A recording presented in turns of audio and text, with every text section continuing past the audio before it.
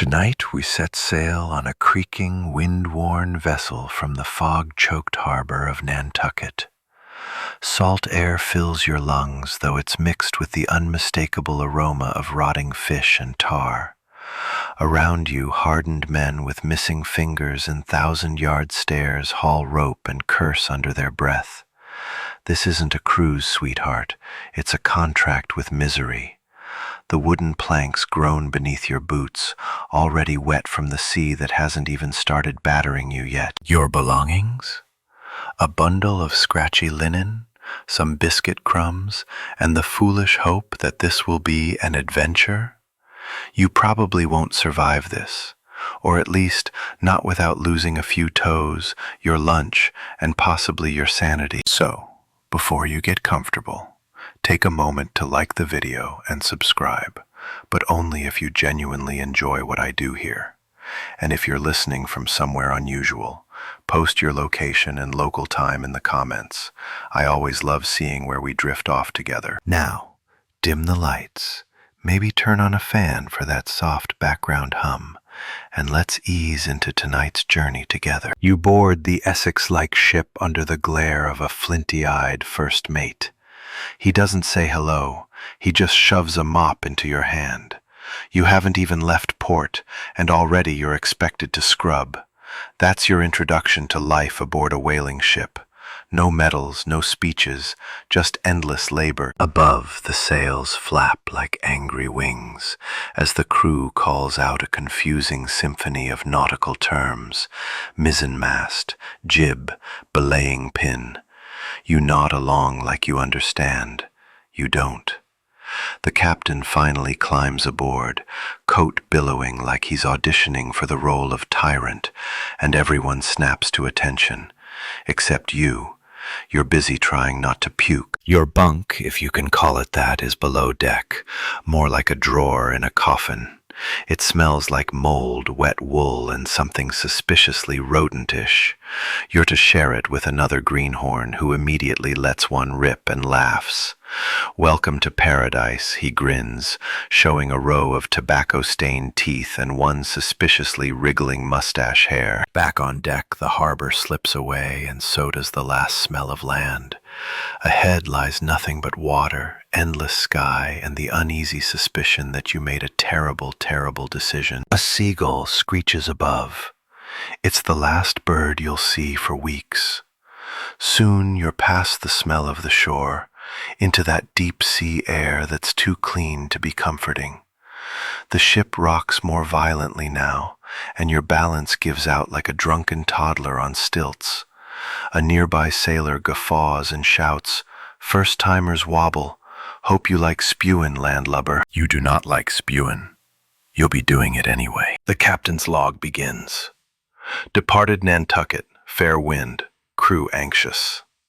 You're not anxious, you're terrified. Somewhere in that first cold night, as you lie in your swaying bunk pressed against a stranger's unwashed side, you realize the voyage will take years, not days, not weeks, years. Historically, these voyages stretched 2 to 4 years. The 18th century whaling industry was less a job and more an exile. You'd leave as a boy, return as a man, or not at all. The lure of whale oil profits, used to light the world's lamps, was enough to justify risking lives on the high seas. But let's be honest, no modern job requires dodging 40-foot sea monsters while pooping in a bucket. Well, except maybe social media. You try to sleep. The ship creaks like a haunted house at sea. Every groan sounds like it might be the mast snapping. Your bunkmate snores like a dying walrus. Your stomach churns, and someone's already started singing a shanty upstairs. You're no longer a civilian. You're crew now. And the ocean doesn't care if you're ready. The morning light leaks down through the hatch like it's shy about waking you, which is sweet because the bosun is not. He bellows your name or something close enough and bangs on the bulkhead with a belaying pin. You're awake before you even remember where you are. The smell reminds you quickly. Welcome to the crew's quarters, where the air is thicker than a tavern brawl and twice as pungent. Your bunk, if you recall, is roughly the size of a coffin with less dignity. You roll out and immediately hit your head on the low beam above. The ship lurches, you stub your toe on someone else's sea chest, and then you find it, a rat, sitting on your sock, just staring at you as if to say, "We share this space now." You make your way up the ladder, nearly gagging from the mixture of mold, sweat, lamp oil, and unwashed humanity. Above deck the sun is blinding, and the sea stretches forever. But it's what's below deck that lingers in your nostrils, and unfortunately, that's where most of your life will be spent. The living quarters on an 18th century whaling ship were not designed with comfort in mind. You get a few square feet of personal space, enough for a hammock or a bunk stacked 3 high, like the world's most depressing bunk beds. You're crammed in shoulder to shoulder with dozens of other men, most of whom snore, cough, and haven't changed their shirts since last season. Personal hygiene? That's a cute idea. The truth is, there's no running water. Fresh water is rationed, and it's reserved for drinking, not bathing. So the smell down there? It's not just bad, it's layered. Sweat over tar, over mildew, over fish. Add a hint of spoiled meat and a generous dollop of latrine stench. One crew member claims he hasn't changed his socks since the last voyage. You believe him. They've developed a texture. And then there's privacy, or rather the complete absence of it. Every sound, every groan, every embarrassing digestive betrayal is shared by all. You'd think you'd get used to it, but the truth is you just go numb. Meals are taken elbow to elbow in a mess area the size of a closet. Conversation is minimal, mostly grunted curses or muttered prayers. You try to engage with a sailor named Pete. He tells you about his third wife who thinks he's dead. You laugh. He doesn't. To keep the air bearable, hatches are left open when weather permits. But when storms roll in, those hatches are shut, and the air becomes thick enough to chew. Your lungs protest. Your skin feels permanently damp. You fantasize about wind, about linen sheets, about space. Quirk alert. One sailor you bunk near keeps a dried pig's tail tied to his belt, claims it's good luck. He pets it before he sleeps, whispers to it sometimes. No one asks questions. Superstition runs deep here, like the belief that women aboard bring doom, or that whistling invites storms. Historians still argue whether the tight, claustrophobic conditions were part of a deliberate hierarchy tactic, designed to keep the crew submissive and loyal through shared suffering, or whether it was simply that whaling ships were built for barrels, not bodies. Either way, it works. The ship owns you now. Your only respite is the open deck, and even that's conditional. If you're not working, you're expected to stay out of the way. Loiter too long and the first mate will find a rope for you to coil or a rat's nest of lines to untangle. You learn quickly that idleness is punished more harshly than incompetence. At night, you crawl back into your bunk, trying not to disturb the guy next to you who's muttering in his sleep about harpoons and boiling blubber. The wood creaks, someone sneezes wetly, and the ship rocks like a cradle built by a drunk carpenter. You close your eyes and dream of land, and in your dream even the outhouses smell better than this place. Days stretch like overcooked molasses. You wake, you work, you wobble through your duties, and still no whales. The horizon is just as blank today as it was yesterday, and the day before that. Ocean in every direction, all the time. It's beautiful for the first hour, then it becomes a prison of blue. You squint at the waves, pretending to look useful. In truth, you're trying to will a spout to rise, a telltale sign of a whale exhaling seawater and hope. But there's nothing. Just the slap of the sails, the groan of the rigging, and the occasional snore from someone napping under a coil of rope. Welcome to the eternal waiting room of 18th century whaling. A typical whaling voyage could go months without seeing a single whale. This wasn't a National Geographic shoot. It was speculative oceanic misery. You might circle the same patch of sea for weeks, watching birds catch more food than you. Morale wavers, arguments break out. Even your own thoughts start to sound like threats. One afternoon, the lookout yells, "Whale!" and everyone jolts upright like someone just threw ice water down their trousers. Heart thudding, you grab the nearest rope, only to realize he was pointing at a drifting log. Not funny, Josh. Not funny at all. You quickly learn the crew's emotional rhythm follows a manic cycle. Wild excitement at false alarms followed by a deep, sulking gloom. Then someone sings a shanty just to keep spirits from plunging entirely into the brine. You half hum along, mostly to stop yourself from screaming. There's a reason seasoned sailors were often half mad by the time they returned. This much ocean, this much monotony, it gets into your head. You start imagining shapes in the clouds. You talk to barnacles. You make enemies out of the floorboards. The quirky fringe theory that whales could somehow sense when ships were near grew from this desperation. Sailors insisted the ocean knew when they were watching. Some even turned their coats inside out, claiming it fooled the beasts. Did it work? Absolutely not. Did they do it anyway? Every single time. In the absence of whales, you focus on your chores, which somehow multiply by the day. The deck needs swabbing. Again. The ropes need coiling. Again. A barrel has cracked and spilled its stinky, salted meat everywhere, so you spend a glorious 2 hours scooping gray sludge back into its home. And when there's no work, that's worse. With nothing to do, your mind runs laps in a shrinking cage. The tedium becomes a second storm, one that brews behind your eyes. You begin measuring time in strange ways. The day after the flying fish hit Steve. 3 weeks since my last dry pair of socks. The week Pete coughed up something alive. Historians still argue whether the psychological toll of whaling voyages was more damaging than the physical danger. Because even before you see a single fluke, your patience, dignity, and grip on reality are fraying like old rope. One evening, the sky turns syrupy gold and the sea is flat as a pane of glass. The calm is eerie. The crew goes quiet, even the chronic complainers. You hear nothing but the wind breathing through the sails. It's beautiful and terrifying. This stillness always comes before something. You look out and for a moment think you see a plume, a distant whisper against the sky. Your heart leaps. Maybe this time it's real. But the lookout stays silent.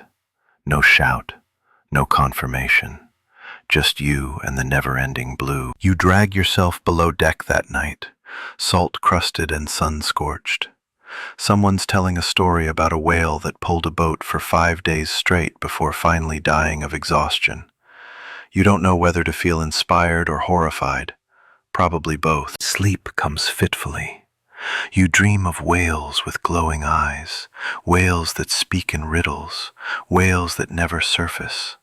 The sea has begun to whisper in your ears, and you're not entirely sure it's not whispering back. Your stomach growls before you even open your eyes.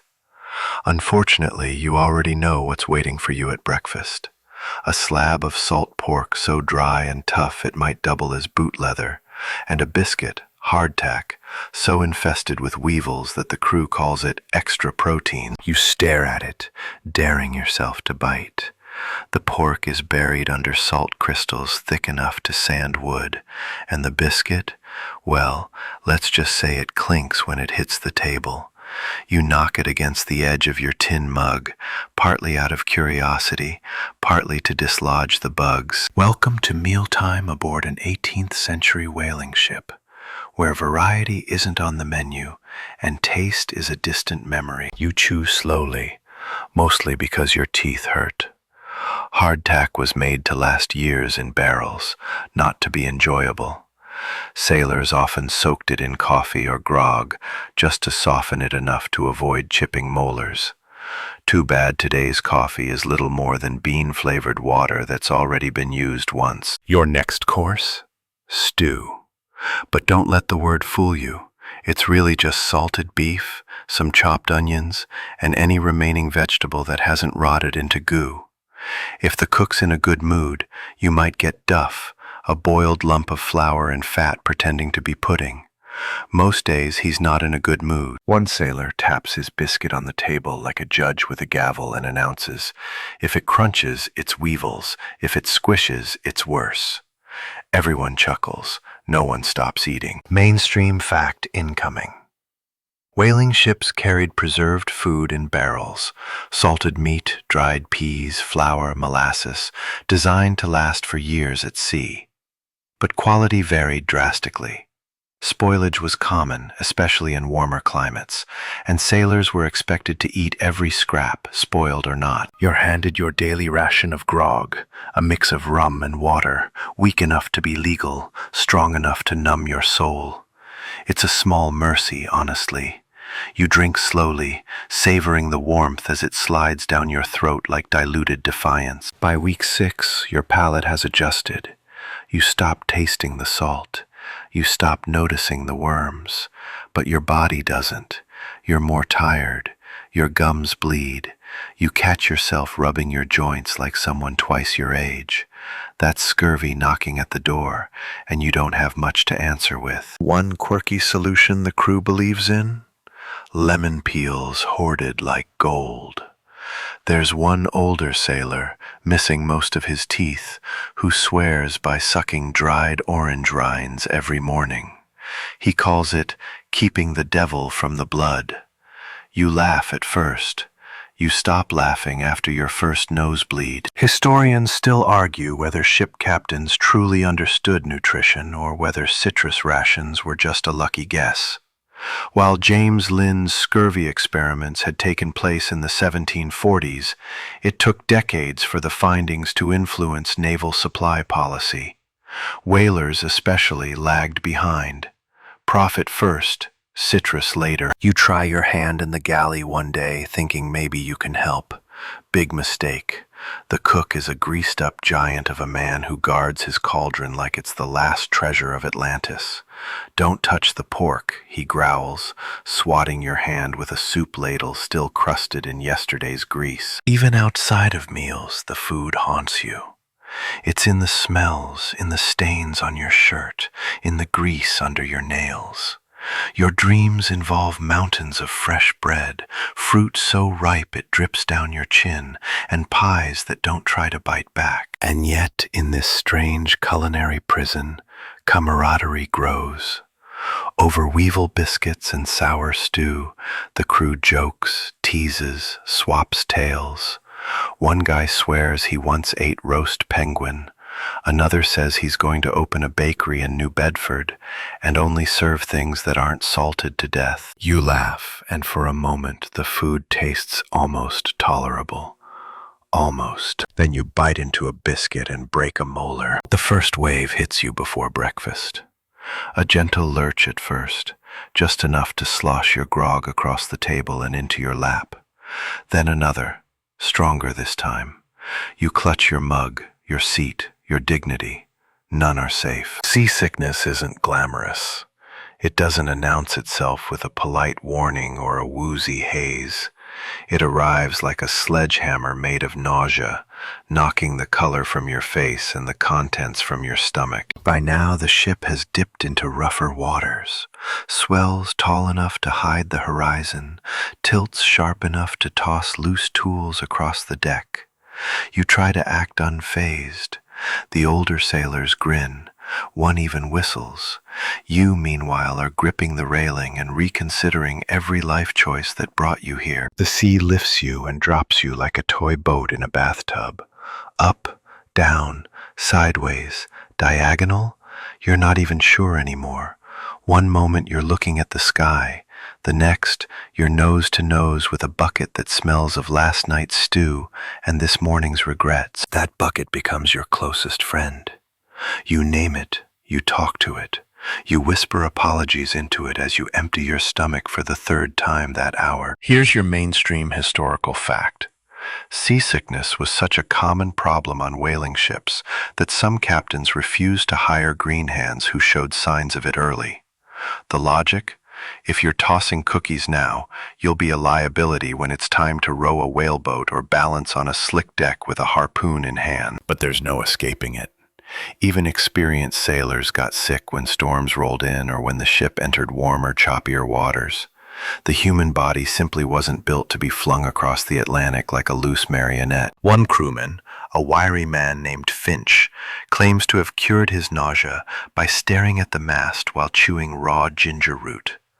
Problem is, there's no ginger root aboard, so instead he chews rope fibers. Builds character, he mumbles through a grimace.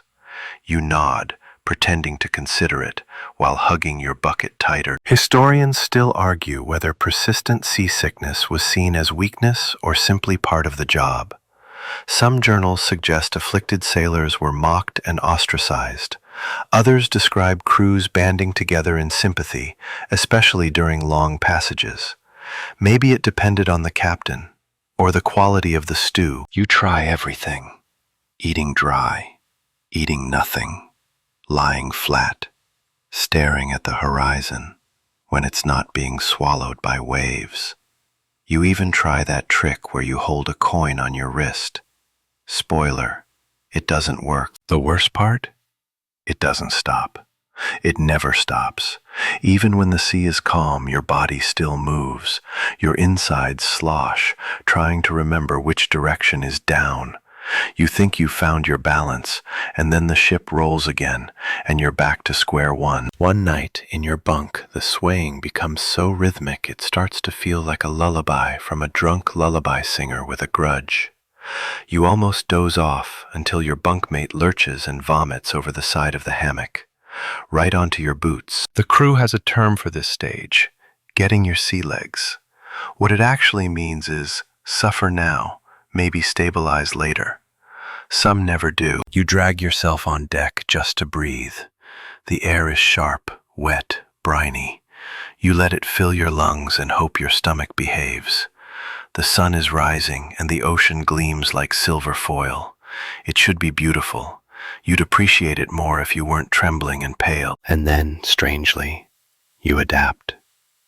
Not fully, not consistently. But by day 30-something, who's counting anymore? The roll of the ship doesn't immediately send you scrambling for the bucket. You keep one hand on the railing out of habit, but you no longer cling like it's your last hope. You've earned nothing, but you've endured.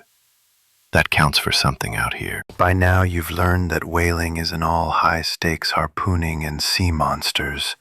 In fact, the vast majority of your time is spent doing chores that feel like a punishment devised by someone who really, really hates you. Your day begins before sunrise, jolted awake by bells and the scent of salt, tar, and regret. You roll out of your bunk and after a few moments of mental negotiation with your joints, start your assigned task for the day, scrubbing the deck with salt water and a brick. Yes, a brick, because apparently splinters build character. The deck, constantly slick with sea spray, fish guts, and the occasional bout of sailor vomit, needs to be kept spotless. Not for aesthetics, please. You're not on a cruise ship.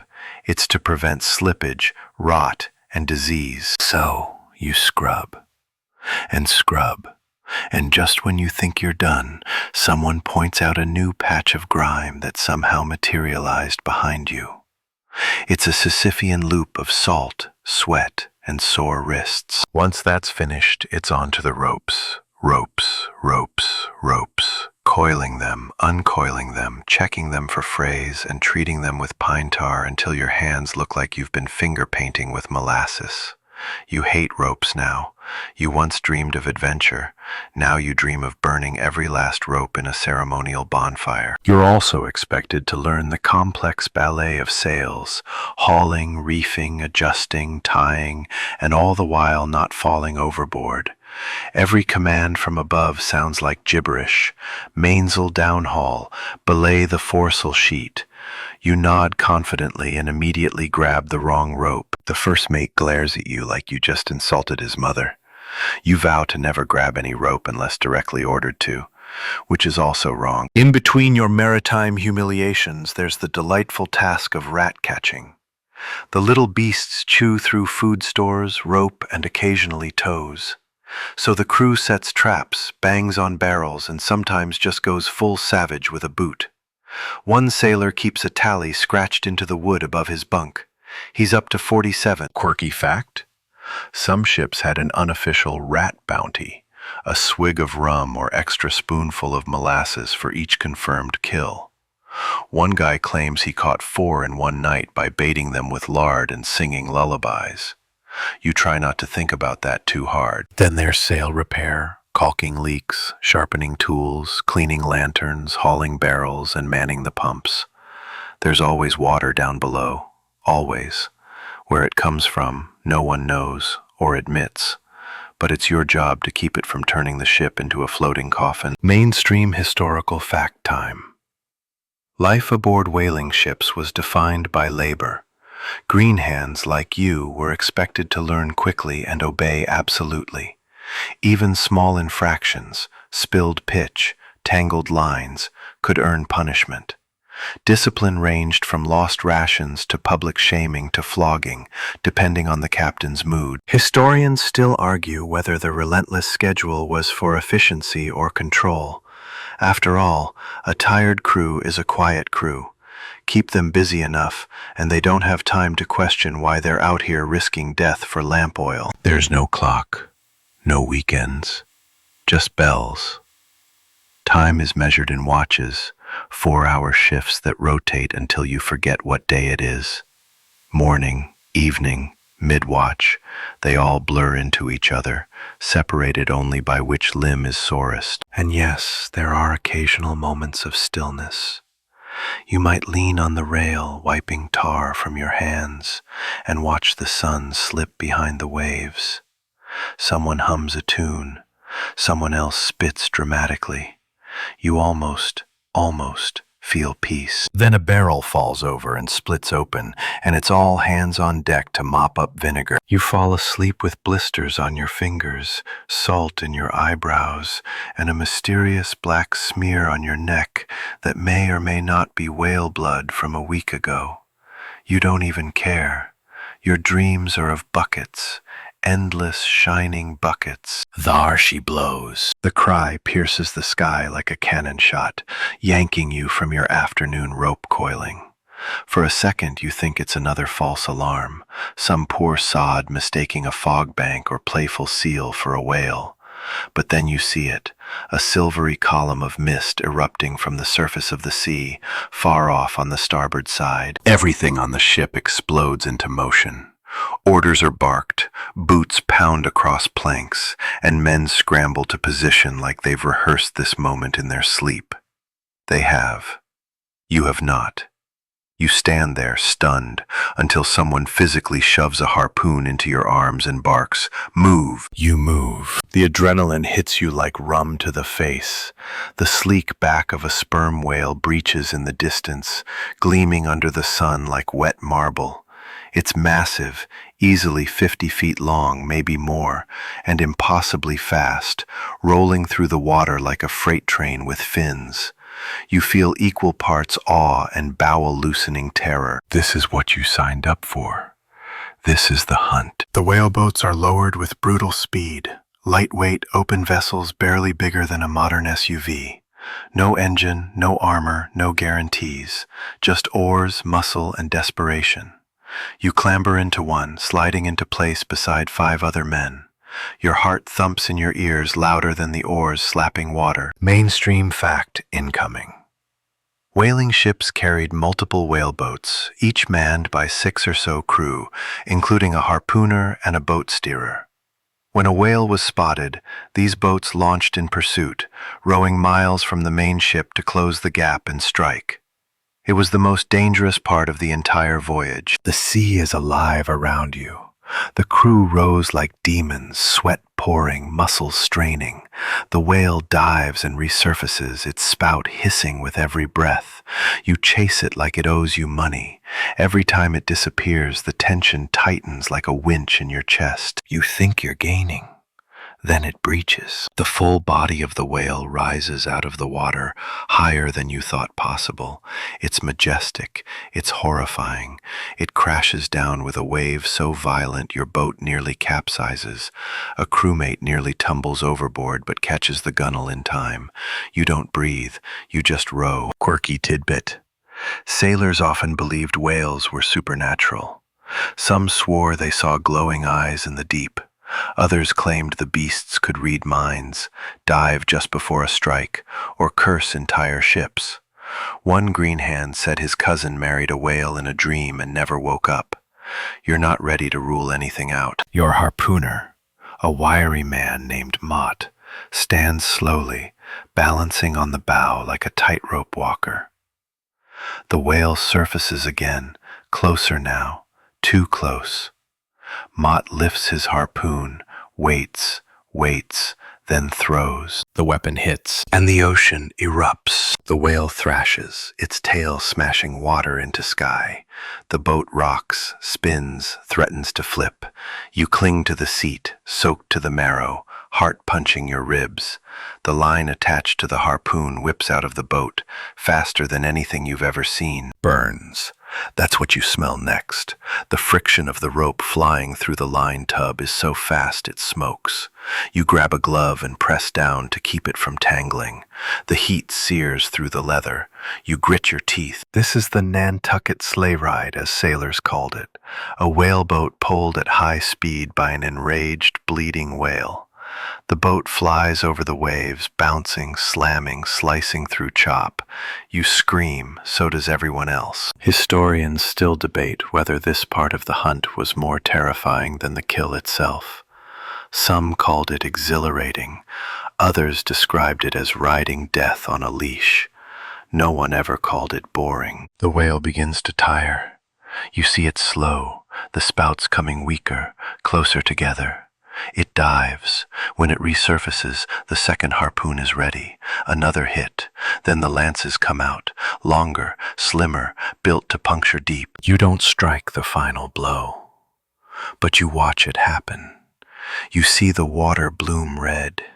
You see the creature thrash, then go still. A final breath, slow and mournful, rises in the air. Then silence. And just like that, the hunt is over. You sit there panting, soaked, stunned. You've helped kill something ancient, something enormous, something heartbreakingly alive. You don't know how to feel.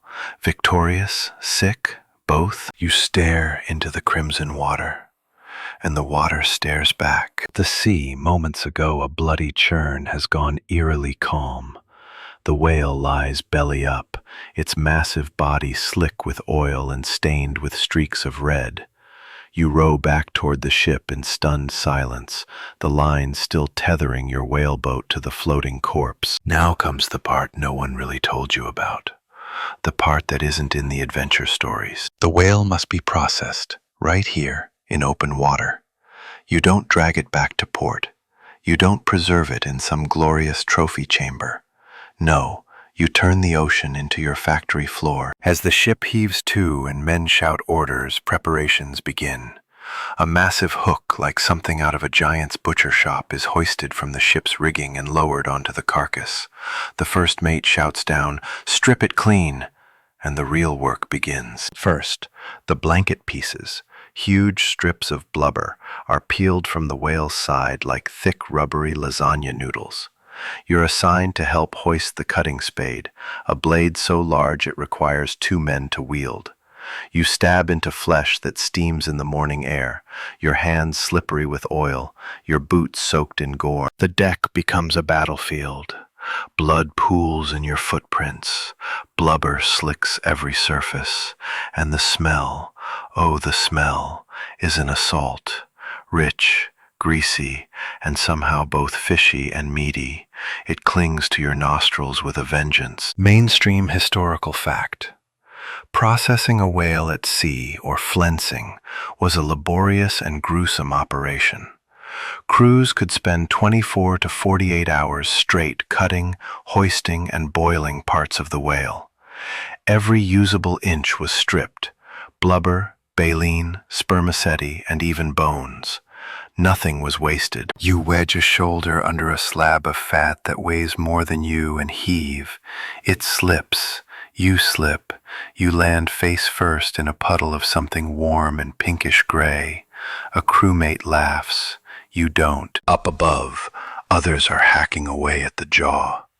That's where the prized spermaceti oil lies, encased in a giant organ that sailors call the case. You watch as they ladle out the waxy white goo, muttering prayers of thanks and dollar amounts under their breath. That oil will light lamps across the world, yours included, if you ever make it home. Quirky tidbit. Sailors believed the whale's eye held its soul. Some avoided looking into it altogether. Others whispered apologies before the blade met the flesh. One man on your crew swears the last whale he helped kill followed him in dreams, staring silently through portholes and puddles. As the whale is stripped, seabirds gather by the dozen, gulls, petrels, even sharks below, circling for scraps. The sea turns from blue to red to brown, thick with grease and foam. You're no longer riding the ocean, you're working it, and it's exhausting. Every muscle in your body protests. The sun beats down. Your skin is a patchwork of blisters and salt rash. And the smell doesn't just sit on you, it sinks in. Behind your ears, between your toes, beneath your fingernails. You'll be tasting whale for a week. Historians still argue whether crews fully understood the environmental impact of their industry. Some say the work was so brutal no one had time to reflect. Others argue that the men did know, they just couldn't afford to care. The oil meant survival. Night falls, but there's no stopping. Lanterns are lit. The deck becomes a flickering hellscape of flame and flesh. You don't sleep. You don't eat. You keep cutting, hauling, boiling, storing. Eventually, there's nothing left but the skeleton, picked clean by hands, blades, and nature. The carcass is cut loose and sinks slowly into the black. Some men cross themselves, others spit overboard. You just stare, still holding the rope, knuckles white. Back in your bunk, if you can call collapsing face first into a sticky hammock resting, you realize you haven't washed in 2 days, and you smell like triumph, death, and candle wax. And somehow, tomorrow, you'll do it all again. You'd think the hardest part was over. The whale's dead, the blubber's stripped, the oil's secured, but now comes a new flavor of hell, rendering. The try-works, a pair of brick furnaces built right into the deck, are already roaring. Flames lick the iron try-pots, and black smoke coils upward like a greasy ghost. You're about to turn blubber into oil, right there on the bobbing sea. A floating slaughterhouse meets industrial refinery. You're assigned to shovel chunks of blubber called Bible leaves because they peel off in thin, greasy pages into the boiling pots. The smell is unimaginable. Think of every time you've burned meat in a pan. Now multiply that by a few tons. Add salt air, old boots, and a hint of despair. The fat bubbles, hisses, and splatters. A pop of hot oil catches your wrist and leaves a neat blister. You don't scream. Everyone's too busy to notice. The air is thick, acrid. Your eyes sting. Your hair curls from the heat. Your clothes are soaked in sweat and oil, and the try-works glow turns everyone into shadowy figures smeared with soot. You look around and realize no one's really speaking, just working, breathing, enduring. Mainstream fact. The try-works were the heart of a whaling ship's economy. By processing blubber at sea, ships could store more oil in barrels, maximize profits, and avoid spoilage. But it was grueling, dangerous work, often done in long shifts, day and night, regardless of weather. Flames dance as the ship rocks. That's the real kicker. An open fire on a wooden deck in the middle of the ocean. You begin to understand why some sailors called whaling ships floating fire traps. One wrong tilt and the oil could ignite. There are stories, whispers, of ships lost this way, disappearing in a flash of light on the dark sea. You try to focus. Skim the oil, feed the fire, stir the pot. Over and over, the rhythm becomes trance-like. You lose track of time. You smell nothing else. You feel nothing else. Then come the slush devils, the men who skim off the cooled scraps from the pots, store them, and later use them for soap, candles, or even grease for boots. It's a side hustle. Some sailors hoard the stuff in secret. You think about sneaking some for yourself. Until you touch it. It feels like meat jelly, smells like betrayal. One quirky fact, sailors would sometimes roast scraps of blubber over the try-works and eat them. They called it scraps or cracklings. You try a bite. It's like chewing a candle that went rancid in a boot. You politely gag into your sleeve. Historians still argue whether the psychological toll of try-works was deeper than the physical exhaustion. Some journals describe men hallucinating after long hours at the pots, claiming to see faces in the flames, hearing whales scream from the oil. Truth or madness? Hard to say. But the way that one old sailor hums to the fire like it's his child, you begin to wonder. You take a moment to lean on the rail. The moon glints on the water. The ship rocks gently. The try-works still burn behind you. Your hands are blistered. Your clothes are stiff with dried oil. You feel like you've been cooked from the inside out. A gust of wind carries the smoke back toward you. You cough and laugh because what else is left? Somewhere deep in your mind, a little voice whispers, "You chose this." Back below deck, your hammock sticks to your skin. You don't bother washing. What's the point? The smell is in your hair, your pores, your dreams. You fall asleep to the crackle of flames and the lapping of waves against wood. Somewhere in your half-dream, the ship itself is a giant whale, its belly full of fire, its skin made of tar and rope. And you're just another organ inside it, burning. You wake up soaked, not with sweat, but with oil. Again. Your shirt clings to your back like it's grown a personality, and it's a bitter one.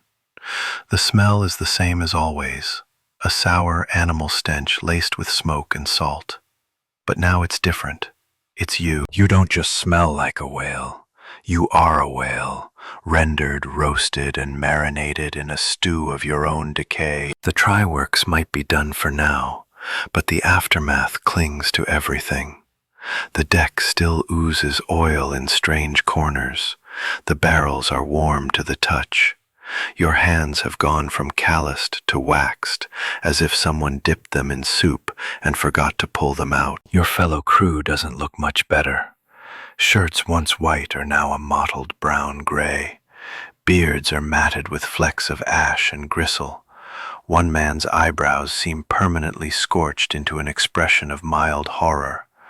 No one comments. There's nothing left to say. Soap? There is none.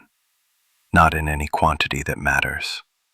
The fresh water is strictly rationed, and it's not going to be wasted on something as frivolous as personal hygiene. You get maybe half a cup to drink. A bath. That's something for the next lifetime. One sailor tries rinsing himself off with seawater. Bold move. Within minutes, the salt has crystallized on his skin, turning him into a walking pretzel who itches for 3 days straight. You decide to stick with the stink. Mainstream historical fact. Whale oil wasn't just flammable, it was adhesive. It coated everything and was nearly impossible to wash off without hot water and lye, neither of which were readily available on a ship at sea. Sailors lived, slept, and ate in clothes soaked with it. You pass the cook, who waves a greasy spoon in greeting. Even the stew now tastes faintly like blubber. Or maybe that's just your hands. You've started eating with your sleeves pulled over your fingers, like a medieval germaphobe. The stink gets into your dreams. You start to hallucinate smells that aren't there. You wake thinking someone's cooking bacon, only to realize it's just the sun warming an oil-slicked rope. Your senses are scrambled. One man claims he can now tell what part of the whale you're burning just by the scent of the smoke. "That's rib meat," he says confidently. You believe him. Quirky detail? Some whalers would rub whale oil on their skin to protect against the cold. Others swore it kept lice away. It didn't, but it made them so slick that even the lice seemed confused. One guy jokes he could slide right off the ship and into legend. You start noticing the hierarchy of smell. New green hands, like you once, recoil at it. But the veterans, they wear it like armor, a badge. Some of them like it. One old-timer says, "It's the smell of money." You wonder what he'd charge for a whiff of his socks. Historians still argue whether the whale stench contributed to the alienation of whalers from normal society. Returning sailors were sometimes shunned in ports or refused service at taverns. It wasn't just that they were grimy, it's that they reeked of death and work and something deeply unnatural. You find yourself apologizing to your hammock before getting in. It doesn't help. Your blanket is crunchy now. Your pillow, if it ever was one, is more oil sponge than cushion. You lie awake wondering how much of you is still you and how much is whale now. And there's no escape. Even on deck, the smell rides the wind. It crawls up the masts. It seeps into the sails. It is the ship now. You're all sailing inside a scented candle from hell. You remember reading somewhere that the scent of a place can bring back memories. You wonder what memories this ship will awaken later. You pray you never find out. You lie back, breathing through your mouth, and try to imagine trees, rain, clean linens, a breeze that doesn't carry the hint of melting flesh. But the only thing your mind conjures is the whale's eye. Big, glassy, still watching you. The sky turns black at noon.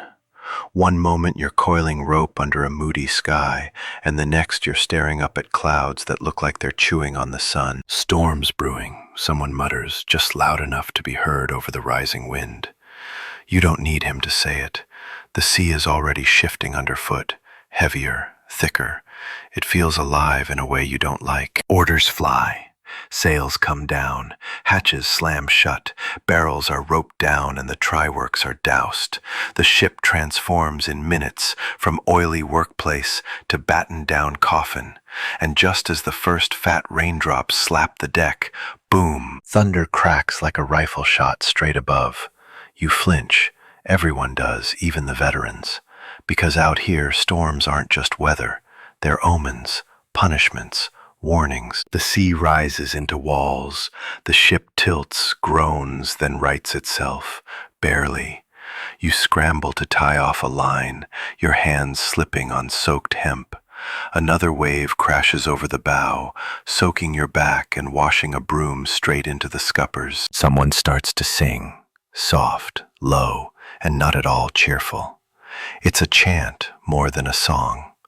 You recognize it as one of the old sea shanties, the kind meant to keep your mind occupied while nature tries to tear you apart. Mainstream historical fact. Whaling ships were notoriously top-heavy once fully loaded with barrels of oil, making them especially vulnerable in storms. Countless vessels were lost to rogue waves, capsized or stove in by their own masts. The rain becomes a sheet. You can't see 5 feet ahead. Lightning flashes, revealing soaked, ghostly faces and white-knuckled grips on rigging.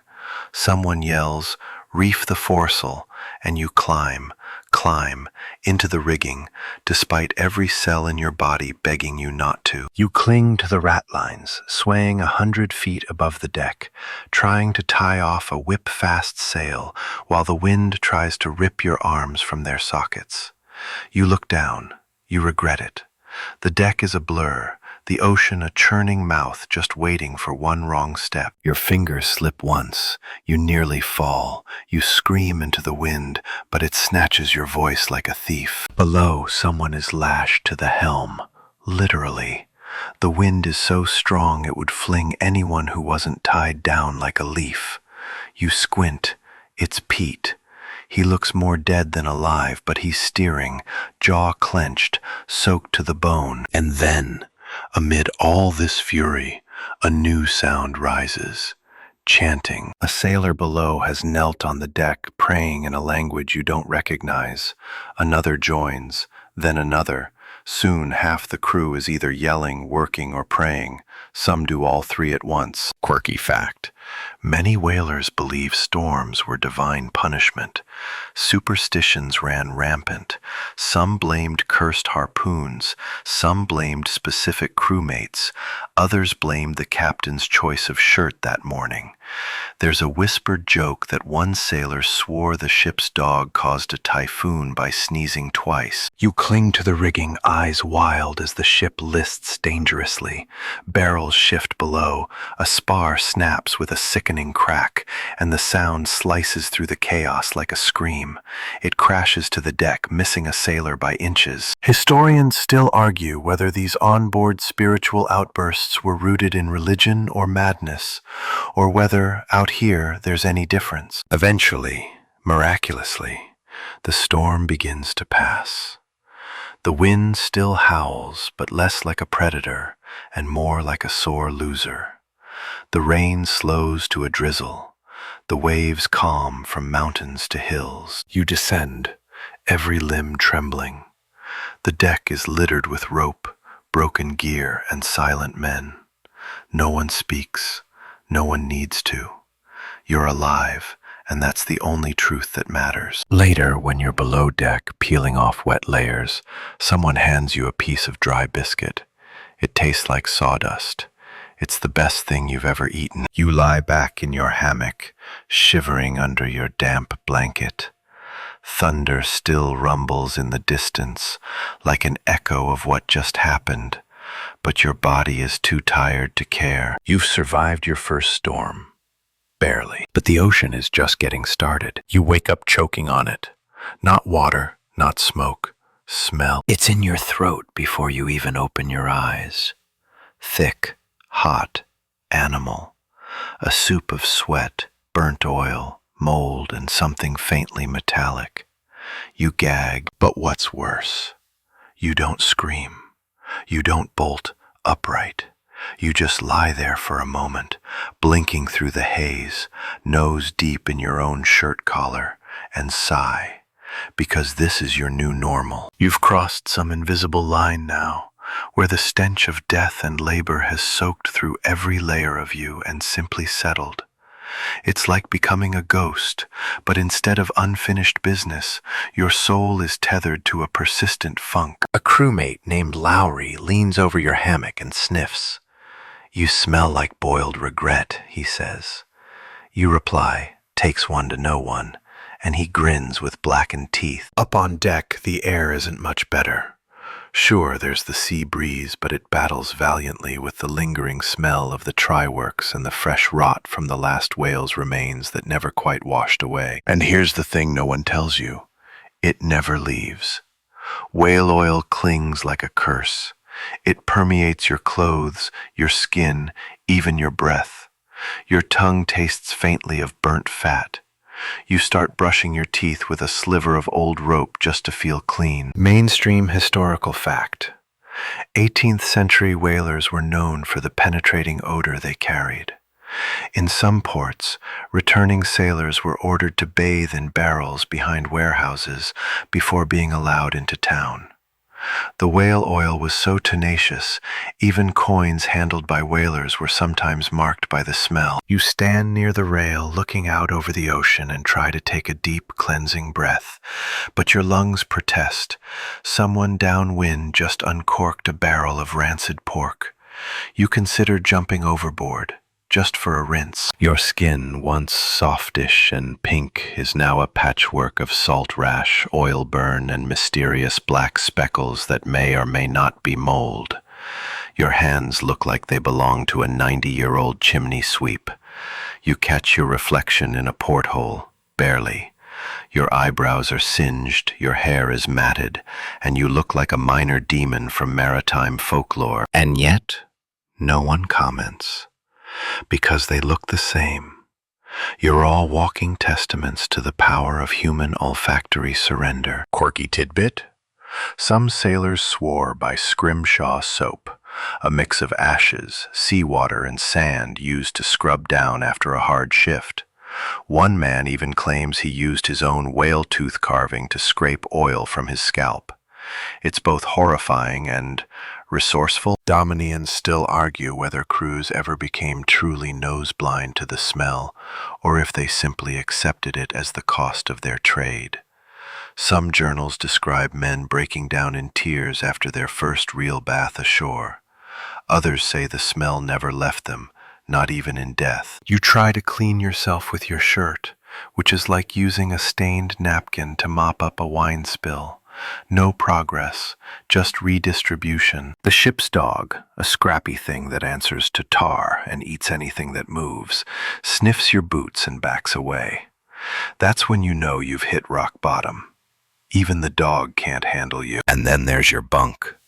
Damp, greasy, inhabited, possibly, by a civilization of mites. You start sleeping in your boots to avoid touching the blanket. You once dreamed of the stars while lying in this hammock. Now you dream of detergent. You catch a whiff of fresh wood one day, a barrel being replaced. You stop in your tracks, close your eyes, and breathe it in like it's perfume. It fades instantly, replaced by the usual potpourri of hell. But for a second, you remember trees. You don't say anything. You don't need to. Everyone on board is suffering the same fate. You've become part of the ship, another creaking, sweating, salt-encrusted piece of machinery. You no longer worry about the stench. You are the stench. And in some twisted way, that feels like belonging. The weather turns strange. Not wild like the storm, this is different. The air feels heavy, electric. The wind comes in short, sharp bursts, then disappears altogether. The sea flattens out like glass, but the sky broods overhead, dark and swollen with tension. You feel it before you see it. A pressure behind your eyes, a crawling sensation on the back of your neck. The crew goes quiet. Even the usual jokers keep their mouths shut. And then someone whispers, "She's cursed." At first you think he's talking about the weather, but then you realize he means the ship. This is the part where superstition takes over. It creeps in through the cracks in discipline, slithers into your bunk at night, and settles beside your ration tin. It begins with little things: a dropped knife, a line that frays for no reason, a lantern that flickers oddly. But the crew notices. They always notice. You see the signs. Sailors rubbing iron nails, wearing their shirts inside out, refusing to whistle. One man mutters a prayer before climbing the rigging, kissing a carved wooden charm tied to his belt. Another avoids walking under the mast. You chuckle until you trip over a rope and land hard enough to bruise your ribs. They say it's bad luck to change the name of a ship. They say women aboard are omens of doom. They say if you kill an albatross, you'll doom the whole crew. Guess what flew past the ship yesterday? Yep, mainstream historical fact. Superstition ran deep on 18th century whaling vessels. Sailors believed in all manner of omens and curses. Some captains even tolerated these rituals, encouraged them sometimes, because a crew that believed in luck was often a crew that worked harder to maintain it. You notice things now.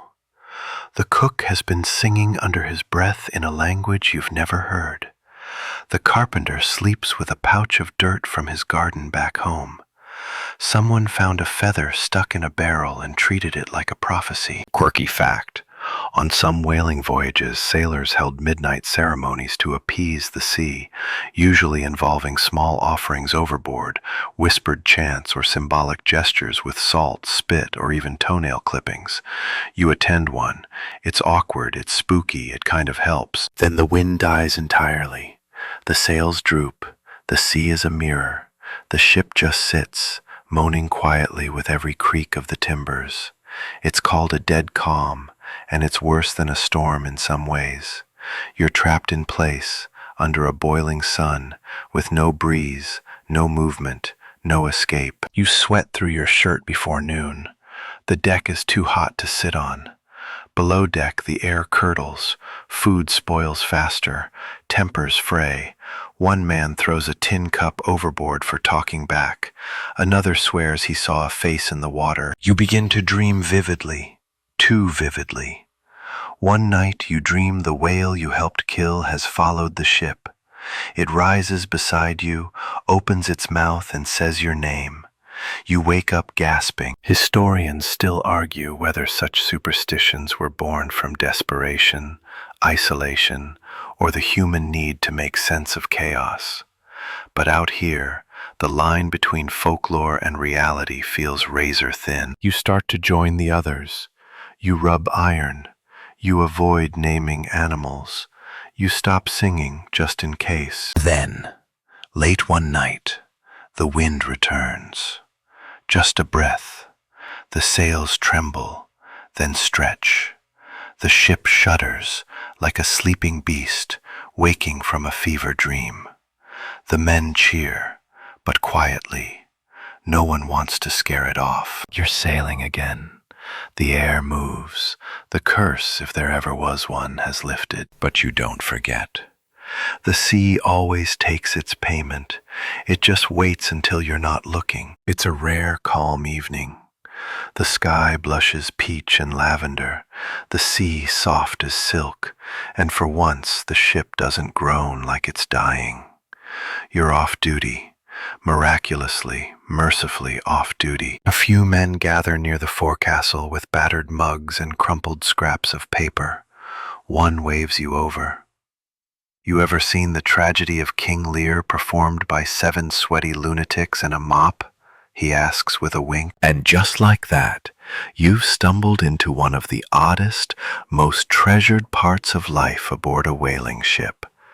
Entertainment. Yes, really.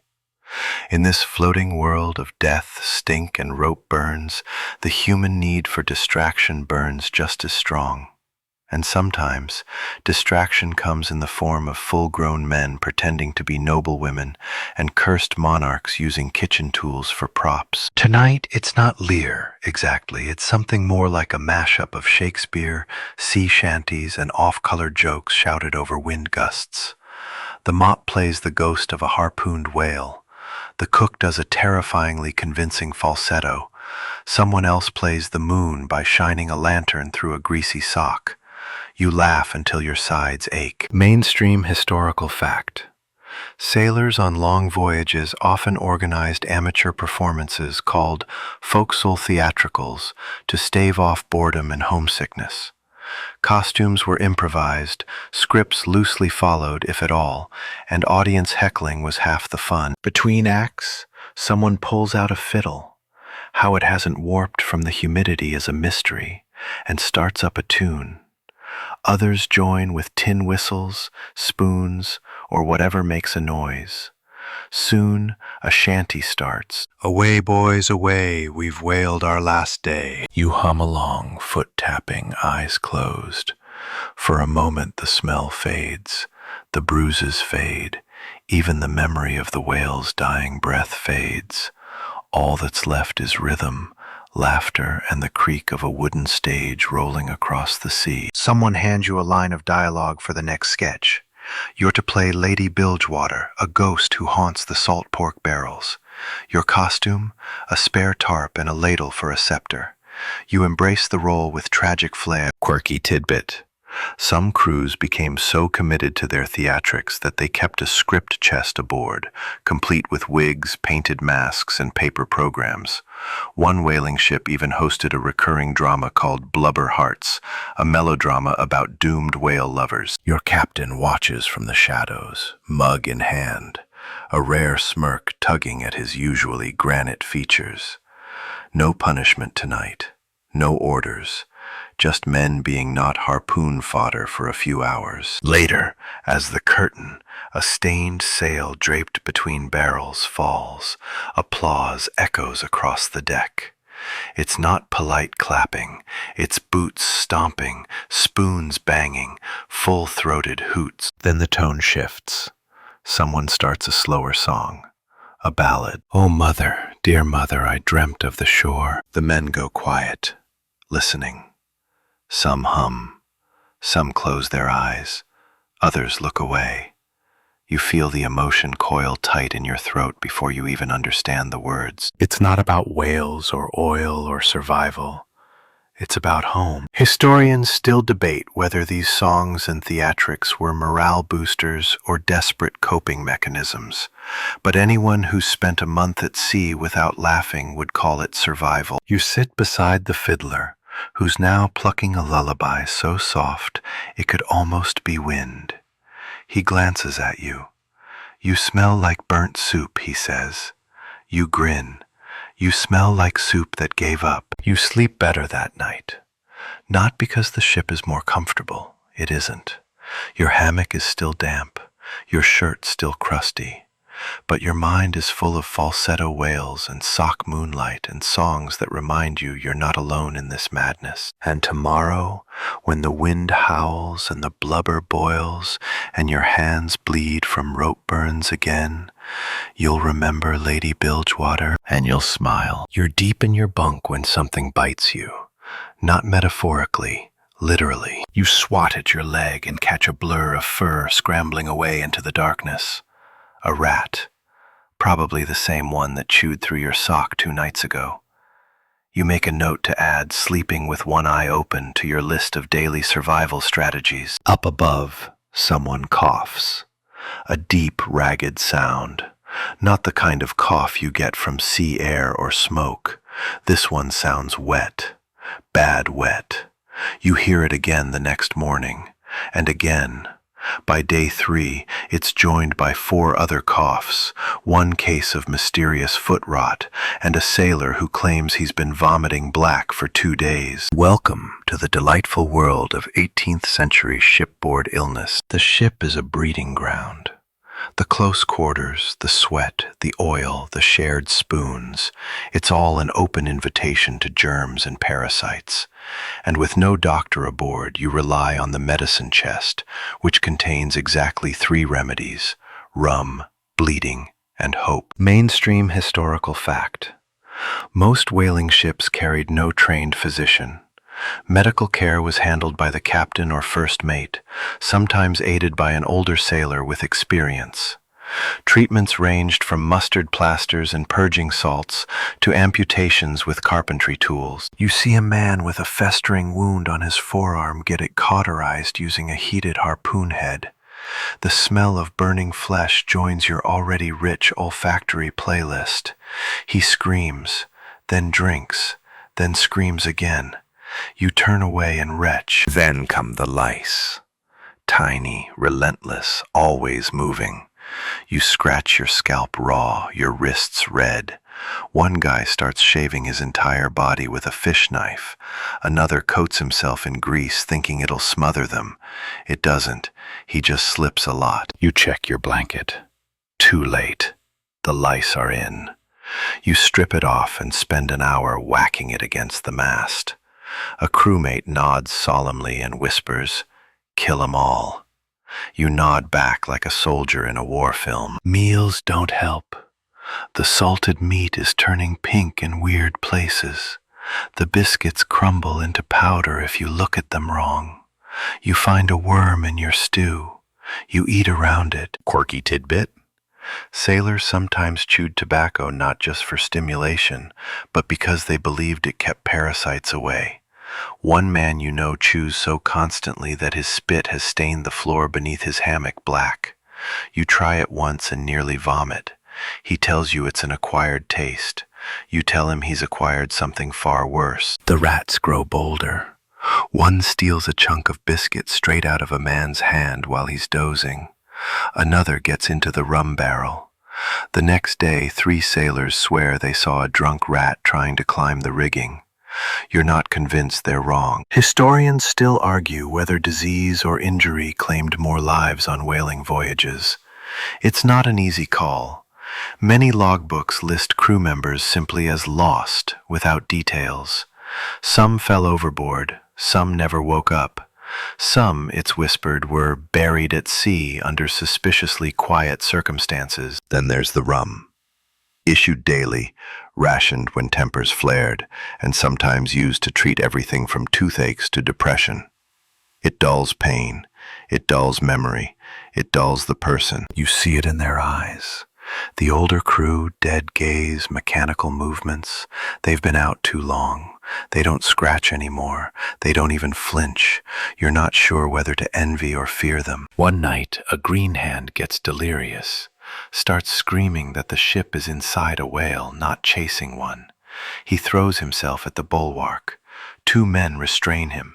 He laughs, then cries, then sleeps for 18 hours. No one mentions it again. You wrap your blanket tighter, scratching as quietly as you can. You whisper to the rat that lives in your boot. You name him Captain Cheese. He does not respond. This is life now. A fevered, scratching, coughing, limping mess of men barely held together by salt pork and grim humor. But you haven't gone mad. Not yet. You're counting that as a win. You feel it before you hear it. The air is different again, thicker, tense, like the ship itself is holding its breath. The wind whistles in an odd way through the rigging, almost like it's whispering secrets. And the crew, they're jumpy, talking less, watching each other too closely. You've seen storms. You've seen death. You've seen Pete try to bite a rat out of boredom. But this is different. This is the silence that creeps in before a storm made of men. Someone's hidden a knife in their boot. You know because you did it first. It starts small.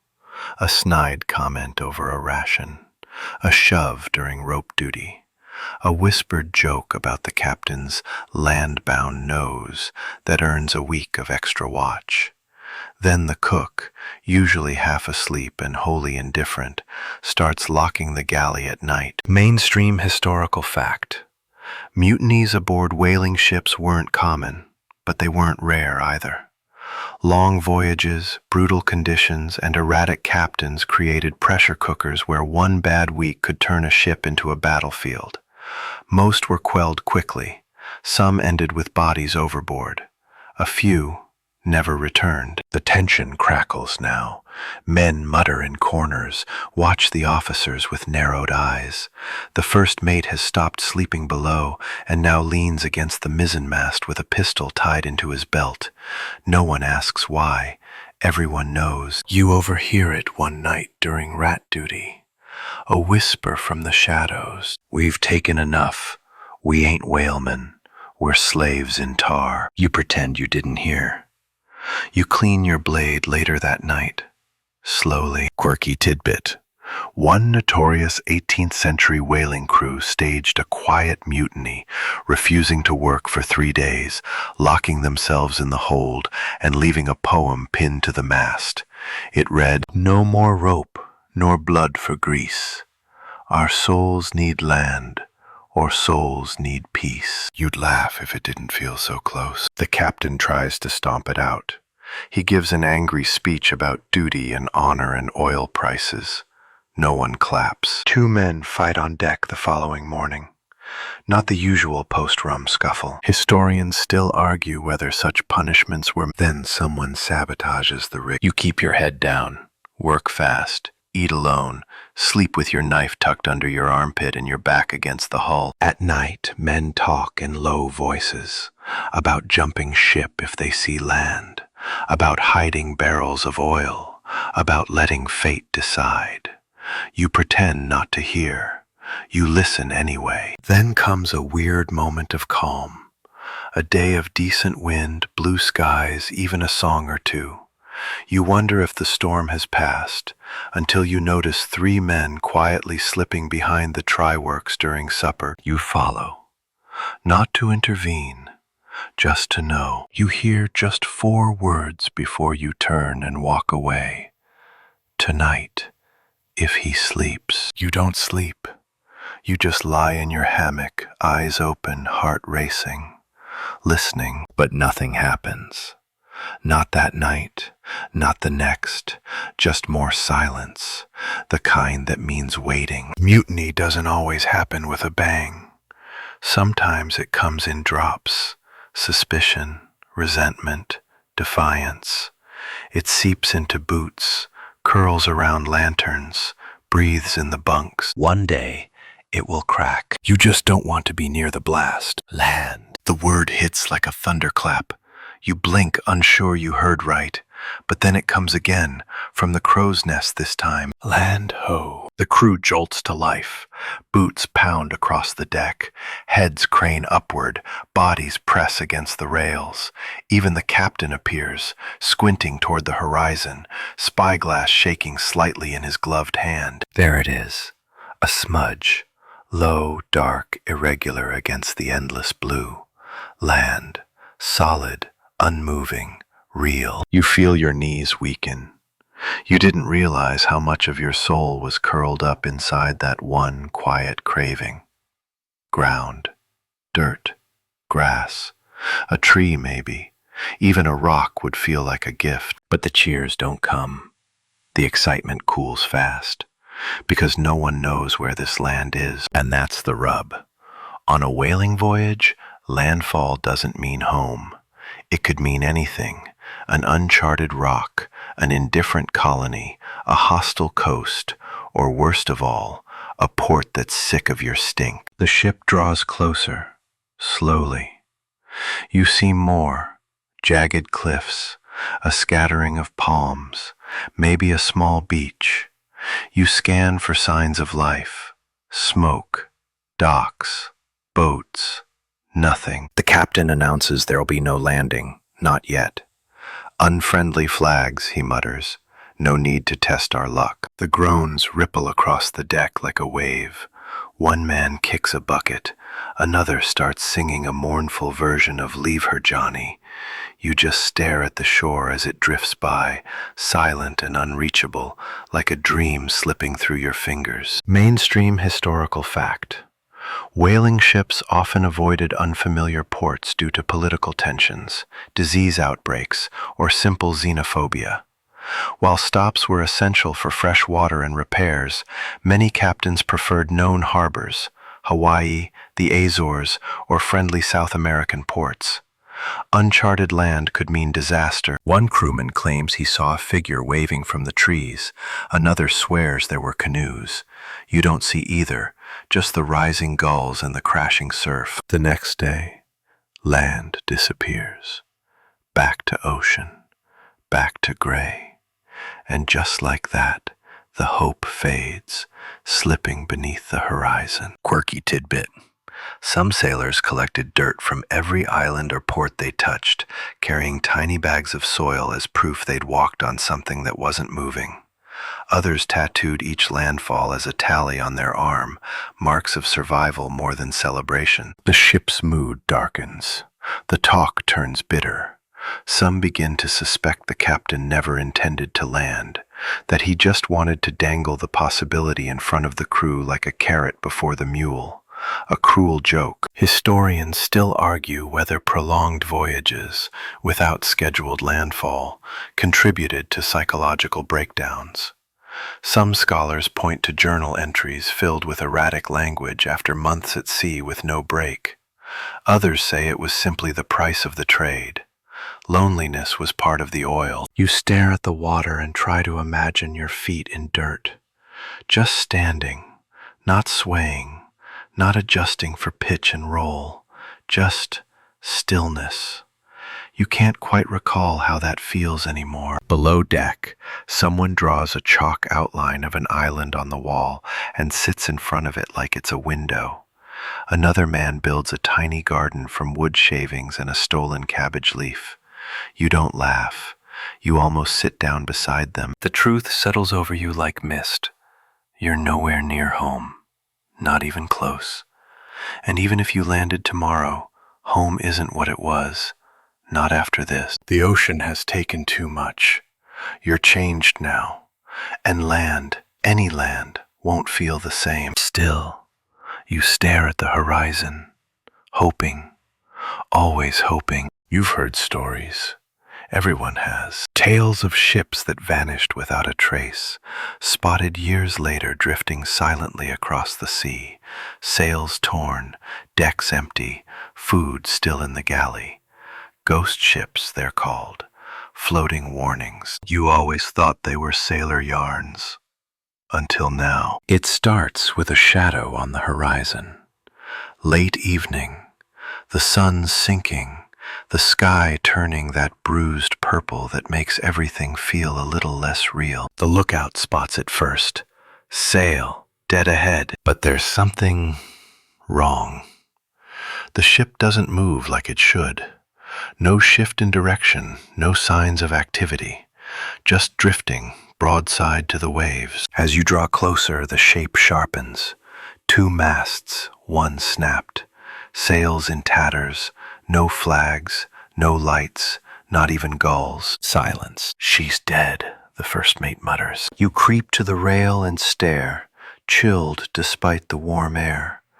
The ship is close now, maybe 100 yards off. She looks older than your own, hull weathered to a gray husk. Her nameplate is rotted clean off. You can't tell where she's from or how long she's been out here. Mainstream historical fact. Ghost ships weren't just legend. Derelict vessels, abandoned due to storm, mutiny, or disease, were occasionally found adrift, sometimes for months. Maritime law dictated that any sailor who boarded and salvaged such a ship could claim rights to her cargo. But many refused. The superstition was too strong. No one here wants to board her, not even the captain. He stares through his spyglass for a full minute, then lowers it and mutters, "Let the sea keep her." The cook crosses himself. Someone else whispers a prayer. You just stare. Something about that silent deck makes your stomach twist. You feel like something is watching you. Quirky tidbit. Some whalers believed ghost ships were bad omens, souls lost at sea still looking for a home. Others claimed they were glimpses into the future. "There goes us, if we're not careful," one sailor mutters. No one corrects him. That night, the fog rolls in heavy and fast. The ghost ship vanishes behind the mist. You could convince yourself it was never there, but the image lingers, those shredded sails, those dark, empty windows like eye sockets. You sleep poorly. Your dreams are full of whispering wood and footsteps that echo across planks you've never walked. The next day, everything feels off. The wind shifts strangely. The compass sticks. A barrel goes missing, vanished. You hear voices that don't belong. The first mate insists the ship must be cleansed.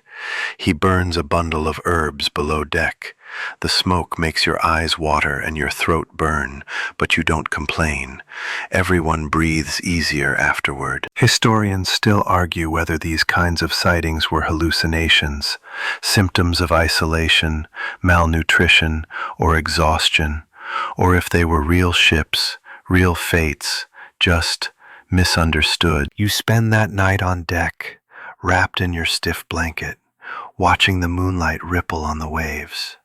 Every creak, every splash sounds just like footsteps. The ocean is vast and quiet, and it doesn't like to give back what it takes. Whatever that ship was, whoever once walked her decks, they're gone now. And you're just one strong gust, one bad turn, one cracked hull away from joining them. You grip the rail tighter, and you don't let go until morning. The barrels are full now. The ship groans with weight. The oil sloshes with every sway. You've harpooned, cut, boiled, and bled enough whales to light 1,000 lamps back home. The hunt is over, but the voyage still ahead. It's time to sail back.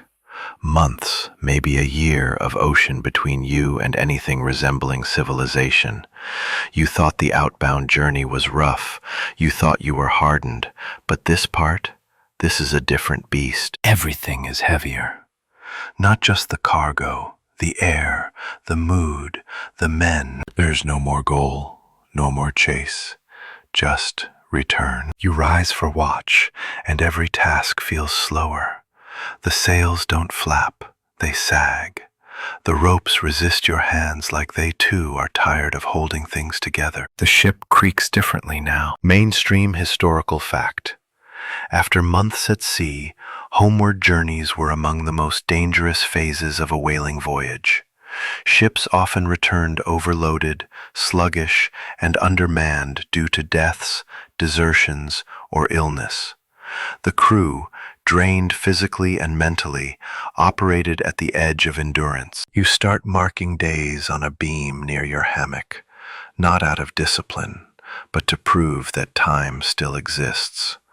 Otherwise, the hours smear together like wet ink. The food somehow has gotten worse. What's left of the salted meat tastes like leather steeped in regret. You trade a spoonful of molasses for a crust of biscuit that doesn't smell like feet. No one laughs at the deal. Pete has started talking to his shadow. Not in a scary way, just casual-like. He doesn't like the try-works, Pete says one night. You don't question it. Someone else is carving a tiny wooden house. He says it's his kitchen back home. You ask why there's no roof. He says he forgot what roofs look like. You'd be worried if you weren't doing the exact same thing in your head. Quirky tidbit? Some sailors would stuff their sea chests with souvenirs, scraps of blubber, carved bones, scrimshaw, even tarred rope. One man you know is writing love letters he can't send, tucking them into an oil barrel just in case it washes ashore someday. The wind dies for 3 days straight. The ship just sits, baking under a sun that feels crueler than before. The men strip to their boots and sit in silence, staring out like prisoners. No one sings, no one jokes. Historians still argue whether the most psychologically taxing part of a whaling voyage was after the last whale was killed. Some claim the loss of purpose created a void that no routine could fill. Others believe it was the anticipation of land, so close yet unbearably far, that drove men mad. You lie in your hammock one night and try to remember the street you grew up on. It's fuzzy now. You picture your front door, but not what color it is. You see your mother's face, but not her voice. Even the smell of land, the idea of it, seems fictional, like something from a dream you once had but couldn't hold on to. You wake to shouting. The sails are up again, winds returned. The ship surges forward, and suddenly home is real again. Not a dream, a direction. But you don't cheer. You don't smile. You just stand on the deck, salt cracking your lips, eyes fixed on the fading stars. You're not the same person who left port, and you wonder, quietly, deeply, if home will recognize you at all. Land again. But this time, it's not a tease. This time, it's home, or what's supposed to be. The harbor appears in a rising mist, Nantucket maybe, or New Bedford. The skyline seems shrunken somehow, like someone pressed it into a mold and forgot a few details. Roofs slouch lower than you remember. The trees look pale. The buildings squat like old dogs that know better than to get excited. The ship glides into port, slow and hulking like a weary beast returning to its stable. The oil barrels creak in their racks. The crew leans over the rails in silence.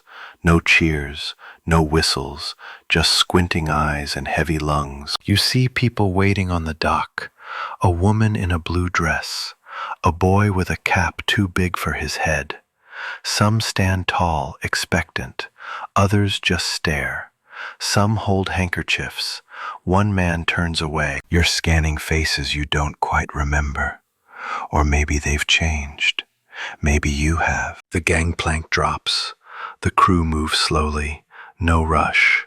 You'd think they'd be running for the taverns, the brothels, the bathhouses, but there's hesitation in their step, like stepping onto solid ground feels riskier than anything the sea ever offered. You place your foot on the dock, solid, steady, and wrong. It's not that the ground moves, it's that you do.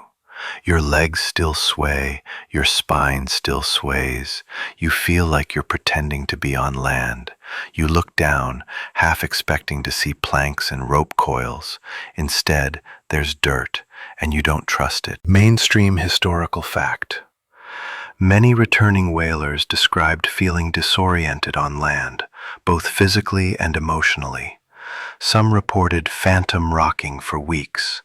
Others couldn't sleep in beds. A few returned to sea almost immediately, unable to cope with the stillness. You walk through streets that feel too narrow, smells that are too clean. You pass shops with shiny windows, women in pressed dresses, and children playing with hoops. Their laughter sounds like a different language. You catch your reflection in a window and stop. Who is that? Your beard is feral. Your clothes are stained with salt and oil. Your skin looks leathered. Your eyes look like they've stared into something no one here has ever imagined. Someone says your name. You turn. It's her. The person you left behind. Maybe a lover, maybe a sister, maybe just someone who once promised to wait. You smile. She hesitates, then smiles back, but it's guarded. You realize she doesn't recognize you either. Not fully. Quirky tidbit. Some whalers returned to find their deaths had been reported in local papers. Graves marked, wives remarried, lives moved on.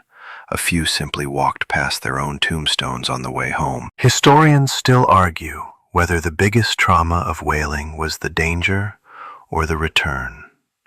The strange, hollow ache of coming back to a world that forgot how to fit you. You drop your sea chest on the stoop of some small inn. The innkeeper doesn't flinch at your smell. He's used to it. You nod. He nods. You don't talk. That night, you sleep in a real bed. You try to, anyway. It doesn't rock. It doesn't groan.